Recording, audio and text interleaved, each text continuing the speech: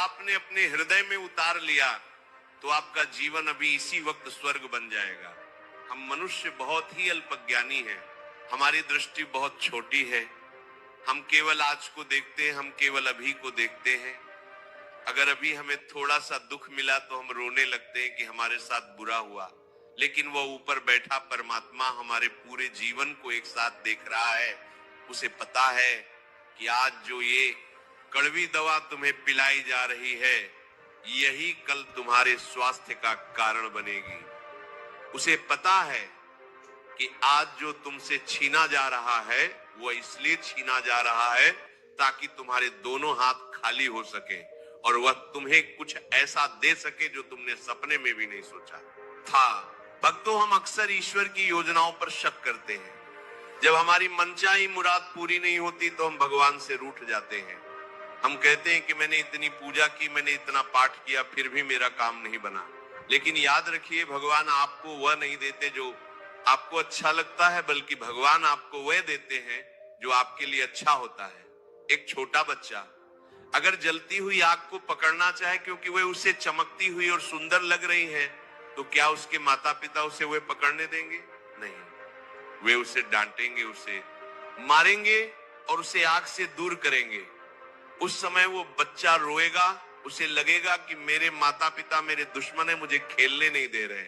लेकिन जब वो बड़ा होगा तब उसे समझ आएगा कि उस दिन माता पिता ने उसे मना करके कितना बड़ा उपकार किया था। ठीक वैसे ही हम उस बच्चे की तरह हैं और ईश्वर हमारे माता पिता हैं। वे हमें उन चीजों से दूर रखते हैं जो अंत में हमें जलाने वाली है। मैं आपको इस विषय पर एक बहुत ही प्रसिद्ध और मर्मस्पर्शी कथा सुनाता हूं।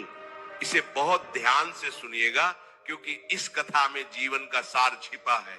एक बार एक राजा था, उसका एक मंत्री था जो बहुत ही ईश्वर भक्त और ज्ञानी था। उस मंत्री की एक आदत थी, चाहे कुछ भी हो जाए, अच्छा हो या बुरा, वह हमेशा एक ही बात कहता था कि जो होता है अच्छे के लिए होता है। राजा को कभी कभी उसकी इस बात पर बहुत गुस्सा आता था। राजा सोचता था कि अजीब पागल आदमी है, अगर कोई मर जाए या कोई नुकसान हो जाए तब भी ये यही कहता है कि अच्छे के लिए हुआ। एक दिन राजा अपनी तलवार को साफ कर रहा था, अचानक तलवार फिसल गई और राजा के हाथ की एक उंगली कट गई, खून बहने लगा। राजा दर्द से कराहने लगा। तभी वहां खड़ा मंत्री बोला कि महाराज चिंता न करें, जो होता है अच्छे के लिए होता है। ये सुनते ही राजा का गुस्सा 7वें आसमान पर पहुंच गया। उसने सोचा कि मेरी उंगली कट गई है, मुझे इतना दर्द हो रहा है और ये कह रहा है कि अच्छे के लिए हुआ। राजा ने तुरंत सैनिकों को आदेश दिया कि इस मंत्री को ले जाओ और जेल में डाल दो, इसे कल सुबह फांसी दी जाएगी। ये लेके सैनिक मंत्री को पकड़ कर ले गए। जाते जाते भी मंत्री ने मुस्कुराते हुए कहा कि ये भी अच्छे के लिए हुआ। राजा ने सोचा कि ये तो पक्का पागल है, जेल जा रहा है, मौत सिर पर है और कह रहा है कि अच्छे के लिए हुआ। अगले दिन राजा अपने कुछ सैनिकों के साथ जंगल में शिकार खेलने गया। शिकार का पीछा करते करते राजा अपने सैनिकों से बिछड़ गया और घने जंगल में रास्ता भटक गया। वहां उसे जंगल में रहने वाले आदिवासियों के एक कबीले ने पकड़ लिया। वे लोग अपनी देवी मां को नरबली देने के लिए किसी इंसान की तलाश कर रहे थे। उन्हें राजा मिल गया। वे बहुत खुश हुए कि आज तो देवी मां बहुत प्रसन्न होंगी क्योंकि एक राजा की बलि दी जाएगी। वे राजा को पकड़कर अपने कबीले में ले गए। राजा को नहलाया धुलाया गया, उसे फूलों की माला पहनाई गई और बलिवेद पर लेटा दिया गया। पुरोहित ने तलवार उठाई और जैसे ही वह राजा की गर्दन काटने वाला था तभी उसकी नजर राजा के हाथ पर पड़ी। उसने देखा कि राजा की एक उंगली कटी हुई है। पुरोहित ने तुरंत तलवार रोक दी और चिल्लाया कि रुको, इस आदमी की बलि नहीं दी जाती। शक्ति ये खंडित है, इसका अंग भंग है और देवी मां को खंडित शरीर की बलि नहीं चढ़ाई जाती, ये अपशगुन होगा, इसे छोड़ दो। आदिवासियों ने राजा को छोड़ दिया। राजा अपनी जान बचाकर वहां से भागा। जंगल से बाहर आते ही उसे उस मंत्री की बात याद आई कि जो होता है अच्छे के लिए होता है। आज उसे समझ आया कि अगर उस दिन उसकी उंगली नहीं कटी होती तो आज उसकी गर्दन कट जाती। वो उंगली कटना उसके लिए वरदान बन गया। राजा तुरंत अपने महल पहुंचा और सीधा जेल गया। उसने मंत्री को जेल से बाहर निकाला और उससे माफी मांगी। राजा ने कहा कि मंत्री जी आप सही थे, मेरी उंगली कटी तो मेरी जान बच गई, ये तो मेरे लिए अच्छा हुआ, लेकिन मुझे एक बात समझ नहीं आई। जब मैंने आपको जेल में डाला तो आपने कहा था कि ये भी अच्छे के लिए हुआ, इसमें आपके लिए क्या अच्छा हुआ? आप तो बेवजह जेल में रहे और आपको कष्ट हुआ। मंत्री ने हाथ जोड़कर कहा कि महाराज ये तो बहुत ही सरल बात है, मैं आपका मंत्री हूं और हमेशा साये की तरह आपके साथ रहता हूं। अगर आप मुझे जेल में नहीं डालते तो मैं भी आपके साथ शिकार पर जाता, आप रास्ता भटके तो मैं भी आपके साथ भटकता। आदिवासियों ने आपको तो उंगली कटी होने के कारण छोड़ दिया, लेकिन मेरा शरीर तो पूरा सही सलामत था, वे मेरी बलि चढ़ा देते। इसलिए मेरा जेल में रहना मेरे लिए अच्छा हुआ, क्योंकि उसने मेरी जान बचा ली। मेरे प्यारे भक्तों, इस कहानी का मर्म समझिए। उस समय राजा को उंगली कटने का दर्द बहुत बड़ा लग रहा था। उसे लग रहा था कि ये बहुत बुरा हुआ, लेकिन ईश्वर की योजना बहुत बड़ी थी।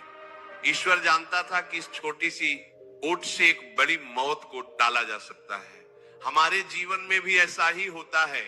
कभी कभी आपकी नौकरी छूट जाती है, आप बहुत रोते हैं, आपको लगता है कि दुनिया खत्म हो गई, लेकिन आपको नहीं पता कि ईश्वर ने आपको उस नौकरी से इसलिए निकाला है क्योंकि वह आपको अपना खुद का व्यापार शुरू करवाकर मालिक बनाना चाहता है, या फिर उससे भी बेहतर नौकरी आपका इंतजार कर रही है। अगर वे पुरानी नौकरी नहीं छूटती तो आप कभी नई दिशा में कोशिश ही नहीं करते। कभी कभी आपका कोई रिश्ता टूट जाता है, आप जिससे बहुत प्यार करते हैं वो आपको धोखा दे देता है या छोड़कर चला जाता है। आप डिप्रेशन में चले जाते हैं, आप भगवान को कोसते हैं, लेकिन आपको नहीं पता कि वह व्यक्ति आपके भविष्य के लिए जहर था। अगर वह आपके जीवन में रहता तो शायद आपकी पूरी जिंदगी नरक बन जाती। भगवान ने उस रिश्ते को तोड़कर आपको एक बहुत बड़ी मुसीबत से बचाया है। ये तो उनका धन्यवाद करने का समय है ना कि रोने का। कभी कभी हमारी बस छूट जाती है या ट्रेन छूट जाती है और हम बहुत झुंझलाते हैं, लेकिन बाद में पता चलता है कि वे बस आगे जाकर दुर्घटनाग्रस्त हो गई। तब हम भगवान का शुक्र मनाते हैं। भक्तों, हमारी दृष्टि बहुत सीमित है। हम दीवार के इस पार खड़े हैं और भगवान दीवार के उस पार खड़े हैं। हम सिर्फ वर्तमान का दुख देख रहे हैं और भगवान भविष्य का सुख देख रहे हैं। एक बात हमेशा याद रखिए कि माली जब पेड़ की छंटाई करता है तो पेड़ को दर्द होता है, उसकी शाखाएं काटी जाती हैं, लेकिन माली पेड़ का दुश्मन नहीं है। वह जानता है कि जब तक इन सूखी और टेढ़ी मेढ़ी शाखाओं को काटा नहीं जाएगा तब तक पेड़ पर नए फल और फूल नहीं आएंगे। पेड़ का आकार सुंदर नहीं होगा, आपके जीवन में आने वाले दुख और संघर्ष वही छंटाई है। ईश्वर आपको काट छांट कर सुंदर बना रहा है। जब भी आपके साथ कुछ बुरा हो तो 2 मिनट के लिए आंखें बंद करना और अपने इष्ट देव का ध्यान करके कहना कि प्रभु, मुझे नहीं पता कि इसमें मेरा क्या भला छिपा है, लेकिन मुझे आप पर पूरा भरोसा है। अगर यह आपकी मर्जी है तो इसमें जरूर मेरा कल्याण होगा। मैं इसे आपके प्रसाद के रूप में स्वीकार करता हूँ। जिस दिन आप में आप स्वीकार भाव आ जाएगा, उस दिन आपके जीवन से तनाव, चिंता और डिप्रेशन हमेशा के लिए खत्म हो जाएगा। श्री कृष्ण ने अर्जुन से कहा कि हे अर्जुन, तू केवल कर्म कर, परिणाम की चिंता मत कर, क्योंकि परिणाम मेरे हाथ में है और जो मेरे हाथ में है वो कभी गलत हो ही नहीं सकता। अगर मैं विष भी दूंगा तो वह अमृत बनकर ही तेरे पास आएगा। मीराबाई को राणा ने विष का प्याला भेजा था। मीरा जानती थी कि ये विष है, लेकिन उन्हें अपने गिरधर गोपाल पर इतना भरोसा था कि उन्होंने हंसते हंसते वो विष पी लिया और कहा कि जो मेरे प्रभु ने भेजा है वह तो चरणामृत ही होगा। और देखिए, उनका भरोसा जीता, वह विष सच में अमृत बन गया। आजकल के लोग थोड़ा सा नुकसान होते ही टूट जाते हैं, आत्महत्या जैसे विचार मन में लाने लगते हैं। अरे पगले, तूने अभी फिल्म का सिर्फ इंटरवल देखा है, पूरी फिल्म तो अभी बाकी है। हो सकता है कि कहानी का अंत बहुत ही शानदार हो, क्लाइमेक्स अभी आना बाकी है। धैर्य रख। जिस पत्थर को छेनी और हथौड़ी की चोट से डर लगता है, वह कभी मूर्ति नहीं बन सकता। उसे हमेशा सीढ़ियों पर ही रहना पड़ता है जहां लोग उस पर पैर रख कर जाते हैं। लेकिन जो पत्थर चोट सह लेता है, वह गर्भगृह में भगवान की मूर्ति बनकर विराजता है और दुनिया उसे पूजती है। आपको क्या बनना है? सीढ़ी का पत्थर या भगवान की मूर्ति? अगर मूर्ति बनना है तो चोट सहनी पड़ेगी और ये मानना पड़ेगा कि ये चोट मेरे भले के लिए है। आप अपने अतीत को मुड़कर देखिए। आपके जीवन में ऐसी कई घटनाएं हुई होंगी जब आपको लगा होगा कि सब खत्म हो गया, लेकिन आज जब आप पीछे मुड़कर देखते हैं तो आपको एहसास होता है कि अगर वह घटना नहीं हुई होती तो आज आप यहां नहीं होते जहां आप हैं। वह ठोकर आपको सही रास्ते पर लाने के लिए जरूरी थी। भक्तों, विश्वास एक ऐसी शक्ति है जो असंभव को संभव बना देती है। एक छोटा बच्चा अपने पिता के कंधे पर बैठा होता है, वह बेफिक्र होता है, उसे नीचे गिरने का डर नहीं होता। उसे पता है कि मेरे पिता ने मुझे पकड़ा हुआ है। क्या हमारा भरोसा उस बच्चे जैसा है? हम कहते तो हैं कि भगवान हमारे पिता है, लेकिन हम हर पल डरते रहते हैं। हमें लगता है कि भगवान हमें गिरा देंगे। ये कैसा विश्वास है? प्रारब्ध पहले रचा, पीछे रचा शरीर। आपके जन्म लेने से पहले ही ईश्वर ने आपके जीवन की पूरी पटकथा लिख दी है। आपके सुख, आपके दुख, आपकी सफलता, आपकी असफलता, सब कुछ तय है। और वह परम दयालु है। वह कभी भी अपने बच्चों का हित नहीं कर सकता। अगर वह आपको रेगिस्तान की धूप में चला रहा है तो यकीन मानिए आगे उसने आपके लिए एक ठंडी छांव और मीठे पानी का इंतजाम कर रखा होगा। जीवन एक पहेली है, इसे सुलझाने की कोशिश मत करो, इसे जीने की कोशिश करो। जो हो रहा है उसे होने दो। नदी के बहाव के साथ बहना सीखो। नदी के बहाव के खिलाफ तैरोगे तो थक जाओगे और डूब जाओगे, लेकिन अगर समर्पण कर दोगे और खुद को बहाव में छोड़ दोगे तो नदी खुद तुम्हें किनारे लगा देगी। ईश्वर की इच्छा के साथ अपनी इच्छा को मिला दो। आज से शिकायत करना बंद करो। ये मत कहो कि मेरे साथ ही ऐसा क्यों हुआ, बल्कि ये कहो कि प्रभु आपका धन्यवाद कि आपने मुझे इस योग्य समझा कि मैं इस परीक्षा को दे सकूं। मुझे शक्ति दो कि मैं इसमें पास हो सकूं। सकारात्मक सोच का जादू देखिए। जब आप हर घटना में अच्छाई ढूंढने लगते हैं तो आपका दिमाग वैसे ही काम करने लगता है। अगर आप ट्रैफिक में फंस गए हैं तो बजाय गुस्सा होने के ये सोचिए कि शायद भगवान ने मुझे किसी दुर्घटना से बचाने के लिए यहाँ रोका है, मुझे अपने परिवार से फोन पर बात करने का वक्त दिया है। नजरिया बदलते ही नजारा बदल जाता है। रावण बहुत ज्ञानी था, लेकिन वो भगवान की योजना को स्वीकार नहीं कर पाया। उसे लगा कि वो अपनी मर्जी से सब कुछ चला लेगा, और अंत में क्या हुआ? विनाश। विभीषण ने भगवान की मर्जी को स्वीकार किया। उसने अपमान सहा, लात खाई, लेकिन कहा कि जो राम जी की मर्जी, और अंत में वह लंका का राजा बना। समर्पण में ही विजय है। तो मेरे प्यारे भक्तों, अपने मन के बोझ को उतार फेंकिए। चिंता की गठरी को श्री कृष्ण के चरणों में रख दीजिए और बिल्कुल हल्के हो जाइए।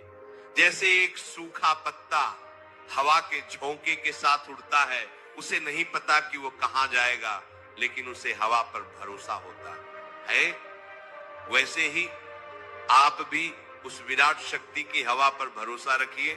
जो चला गया उसे जाने दो, जो टूट गया उसे बिखरने दो, क्योंकि जब पुराना जाएगा तभी तो नया आएगा। पतझड़ के बाद ही बसंत आता है, पुराने पत्ते गिरते हैं तभी नई कोपलें आती हैं। आपके जीवन में भी बसंत आने वाला है, बस थोड़ा सा धैर्य रखिए और मुस्कुराते रहिए। याद रखिए कि ईश्वर के कारखाने में कोई भी उत्पाद बेकार नहीं होता। अगर उसने आपको बनाया है और आपको एक जीवन दिया है तो उसका कोई न कोई उद्देश्य जरूर है। आपके साथ जो कुछ भी घटित हो रहा है वह उस उद्देश्य को पूरा करने की ही एक प्रक्रिया है। अगर आज अंधेरा है तो कल सवेरा भी होगा, अगर आज दुख है तो कल सुख भी होगा। ये चक्र है, घूमता रहेगा। आप बस केंद्र में स्थिर रहिए, अपने विश्वास को डगमगाने मत दीजिए। कहिए कि हे नाथ, मैं आपका हूं और आप मेरे हैं, इसके अलावा मुझे कुछ नहीं चाहिए। मुझे पूरा विश्वास है कि आज की इस चर्चा और उस राजा मंत्री की कहानी ने आपकी आंखों से अज्ञान का पर्दा हटा दिया होगा। आज से आप रोएंगे नहीं, बल्कि हर परिस्थिति का स्वागत करेंगे। अब समय आ गया है आपसे विदा लेने का, लेकिन जाने से पहले